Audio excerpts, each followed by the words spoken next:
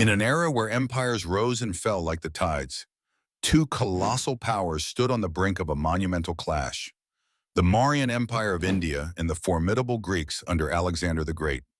This epic encounter, which echoed across the ancient world, was a clash of cultures, strategies, and civilizations that would leave an indelible mark on history. Our story begins in the 4th century BCE, a time when the Mauryan Empire, under the astute leadership of Chandragupta Maurya, was rising to unprecedented power and influence. Chandragupta, with the guidance of his brilliant mentor Chanakya, had forged an empire that stretched across vast territories of the Indian subcontinent. The Mauryan Empire was marked by its sophisticated administration, formidable military, and a burgeoning economy that flourished under Chandragupta's reign. Meanwhile, in the West, the young and ambitious Alexander the Great was carving out a colossal empire of his own.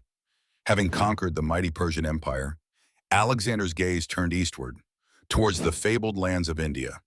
His campaigns were driven by a desire to expand his dominion and to explore the mysteries of the world beyond the known horizon. The stage was set for a historic encounter. As Alexander's forces advanced into the Indian subcontinent, they encountered a land rich in culture, diversity, and resistance. One of the pivotal moments in this clash was the Battle of the Hydaspes in 326 BCE, where Alexander faced the formidable King Porus on the banks of the Hydaspes River, modern-day Jhelum River in Pakistan. King Porus, although not part of the Mauryan Empire, stood as a symbol of Indian resistance. His army, comprising war elephants and valiant warriors, presented a formidable challenge to Alexander's seasoned troops. The battle was fierce and brutal, with both sides displaying extraordinary valor and tactical ingenuity. Despite being outnumbered, Alexander's strategic brilliance and the resilience of his phalanx formations eventually secured him a hard-fought victory. However, this victory came at a great pain, with significant losses on both sides. Inspired by the valor of King Porus and the complexities of Indian warfare, Alexander's ambitions to push further into the Indian subcontinent were tempered. His troops, weary from years of relentless campaigning and facing the prospect of confronting the might of the Mauryan Empire, were reluctant to advance further. Alexander, recognizing the limits of his conquest, decided to consolidate his gains and establish alliances with local rulers. It was during this period that Chandragupta Maurya, the founder of the Mauryan Empire, emerged as a formidable force. With Chanakya's strategic counsel, Chandragupta saw an opportunity to capitalize on the power vacuum left by Alexander's retreat. He began a series of calculated campaigns to unify the Indian subcontinent under Mauryan rule. One of the most significant events was the encounter between Chandragupta Maurya and Alexander's successor, Seleucus I Nicator. In 305 BCE, Seleucus attempted to reclaim the eastern territories that had once been part of Alexander's conquests. The ensuing conflict, however, proved to be a turning point. Chandragupta's military prowess and diplomatic acumen secured a decisive victory, resulting in a treaty that favored the Mauryan Empire. Seleucus ceded vast territories, including parts of modern-day Afghanistan and Pakistan, in exchange for 500 war elephants, an asset that would later prove invaluable in Seleucus's campaigns in the West. The clash between the Mauryans and the Greeks was not merely a series of battles, it was a confluence of cultures and ideas. The exchange between these great civilizations led to significant advancements in science, mathematics, astronomy, and philosophy. The influence of Hellenistic culture permeated the Indian subcontinent, while Indian philosophies and practices began to spread westward.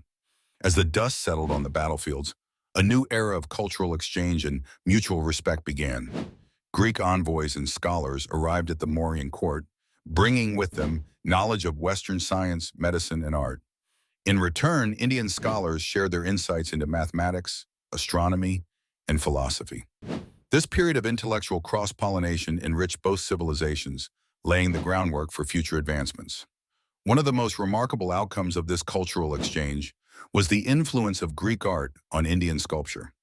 The Gandhara school of art, which flourished in the northwestern regions of the Indian subcontinent, is a testament to the fusion of Greek and Indian artistic traditions.